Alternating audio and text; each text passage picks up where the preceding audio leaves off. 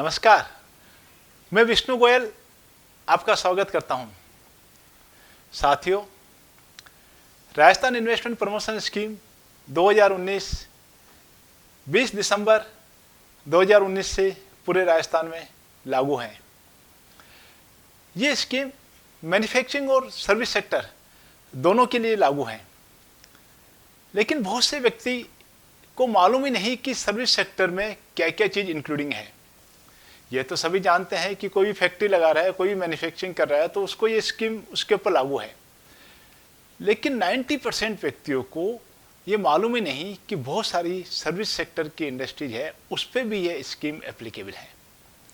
मैं आपको इस वीडियो में जो सर्विस सेक्टर में इंडस्ट्रीज है उनके बारे में बताने जा रहा हूँ।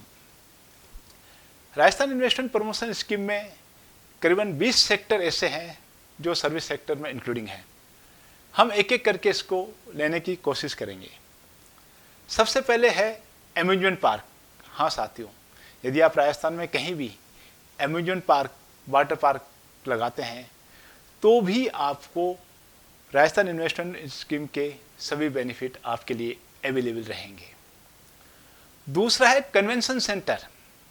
आप कोई भी एक कन्वेंशन सेंटर, एग्जीबिशन सेंटर बना रहे हैं और उसके नॉर्म्स को फॉलो कर रहे हैं तो आपको राजस्थान इन्वेस्टमेंट प्रमोशन स्कीम के सभी बेनिफिट मिलेंगे। Film city. हाँ साथियों, इस स्कीम के लिए केवल मैन्युफैक्चरिंग होना ही जरूरी नहीं है। यदि आप फिल्म सिटी बना रहे हैं और आपका इन्वेस्टमेंट 50 करोड़ रुपए से ज़्यादा का है तो भी इस स्कीम के सभी बेनिफिट आपको इस स्कीम में मिलेंगे। फोर्थ है warehousing, infrastructure facility agriculture product के लिए। यदि आप एग्रीकल्चर प्रोडक्ट की इंफ्रास्ट्रक्चर फैसिलिटी के लिए भी काम कर रहे हैं, वेयर हाउस बना रहे हैं, कोल्ड चेन बना रहे हैं, तो वो भी सर्विस सेक्टर में ही माने जाते हैं।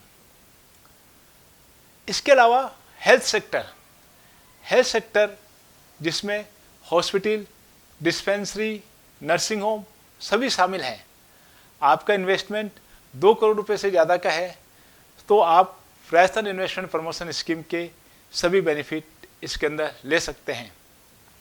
टूरिज्म सेक्टर, रिप्स टूरिज्म सेक्टर पे भी लागू होती है। इसमें होटल, मोटर, रिजोर्ट, रोपवे सभी चीज़ें जो राजस्थान इन्वेस्टमेंट प्रमोशन स्कीम में इसकी डेफिनेशन दी हुई है तो टूरिज्म सेक्टर को भी इसमें इंक्लूडिंग किया गया है। इसके अलावा है टेस्टिंग लेबोरेटरी। अभी टेस्टिंग लेबोरेटरी का भी काफ़ी चलन चल रहा है। यदि आप कोई भी टेस्टिंग लेबोरेटरी भी स्थापित करते हैं तो आपको राजस्थान इन्वेस्टमेंट प्रमोशन स्कीम में इंसेंटिव के लिए आप एलिजिबल हैं। सर्विस सेक्टर में एंटरटेनमेंट सेक्टर भी शामिल है। यदि आप किसी भी मल्टीप्लेक्स बनाते हैं, पिक्चर हॉल बनाते हैं तो वो भी सर्विस सेक्टर के अंदर ही आता है। इसके अलावा सोशल इंफ्रास्ट्रक्चर, यदि आप रिको की ज़मीन पे कोई हॉस्पिटल बनाते हैं, रिको की ज़मीन पे इंडस्ट्रियल एरिया के अंदर आप कोई लेबर के लिए ग्रुप हाउसिंग बनाते हैं, फ्लैट्स बनाते हैं, तो वो भी सर्विस सेक्टर के अंदर ही माना जाएगा। साथियों, बहुत सारी चीज़ें हैं जो मैन्युफैक्चरिंग नहीं है, सर्विस सेक्टर में है, जिसके बारे में हमें मालूम ही नहीं है। जैसे कि प्लग एंड प्ले ऑफिस। आपने एक ऐसा कॉम्प्लेक्स बनाया है जिसमें आपने ऑफिसेज बनाए हैं, कोई भी व्यक्ति वहाँ आए, अपना काम करे और चले जाए, तो वो भी सर्विस सेक्टर के अंदर ही आएगा। साथियों, आपके पास ज़मीन है, काफ़ी बड़ी ज़मीन है और आप भी रिको की तरह एक अपना इंडस्ट्रियल पार्क डेवलप कर सकते हैं।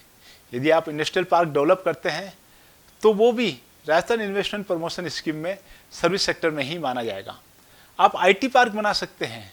आप इस तरीके की एक बिल्डिंग बना सकते हैं जिसमें अलग अलग आईटी सेक्टर के लिए ऑफिसेज दे सकते हैं, ये सर्विस फैसिलिटी प्रोवाइड कर सकते हैं। यदि आप आईटी पार्क बनाते हैं तो ये भी सर्विस सेक्टर के अंदर ही आएगा। इसके अलावा warehouse, cold chain, transportation, logistic park.